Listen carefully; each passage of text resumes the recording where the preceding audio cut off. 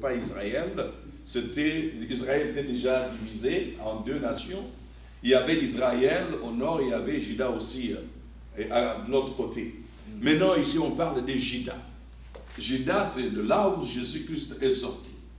Alors, Josaphat était le roi de Juda à cette époque-là. Il était le roi de Juda. Quand vous lisez au chapitre 19, vous allez voir que Josaphat était celui qui avait enlevé tout le haut lieu, le faux Dieu qui était en Judée. Il les a balayés, il les a écartés pour louer l'Éternel, pour honorer le Seigneur. Alors l'ennemi n'a pas aimé cela. La Bible nous montre que les Ammonites, le Moabite, sont venus, ils se sont ligués contre Juda, contre Josaphat pour lui faire la guerre. C'est-à-dire les Ammonites, les Moabites, les Maonites. Ce sont les nations païennes qui sont venus faire la guerre à Josaphat pour lui mettre en insécurité. Vous savez, la sécurité divine vient de Dieu. C'est Dieu qui nous protège, c'est Dieu qui nous garde. Amen. Comme nous avons appris le dimanche passé, que c'est l'Éternel qui nous prend en charge dès nos origines. Amen. Amen. Dieu est capable d'aller à tes origines, voir ta source, là où tu as été né, là où tu as été créé, de là où tu es sorti, détruire toutes les racines démoniaques, toutes les racines de l'ennemi pour te libérer et te donner la sécurité. Amen. Amen. C'est l'Éternel qui nous donne la vie éternelle. Quand il nous donne cette vie, il nous la donne éternellement. Alléluia. Amen. Mais nous devons la protéger. La sécurité vient de Dieu. Alors, l'ennemi ne veut pas que nous puissions être en paix.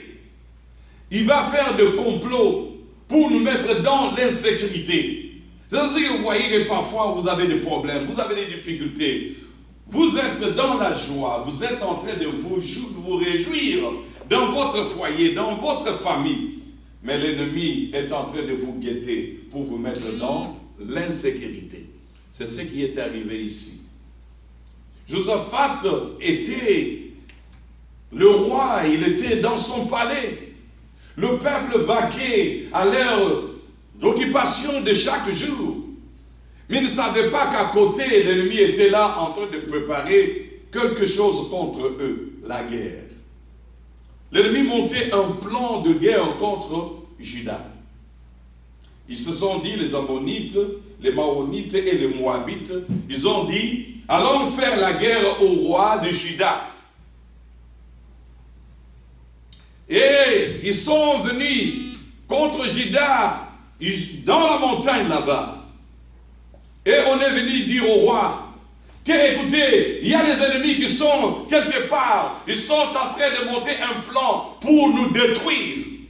Ils sont venus nombreux, de multitudes de personnes, des guerriers, avec des chars, des chariots de ce temps-là, avec des chevaux, avec les guerriers pour détruire Juda.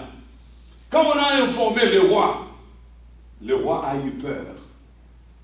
En tant qu'humain, quand nous avons des difficultés, des situations difficiles, on a peur, n'est-ce pas? On a peur. En tant qu'humain.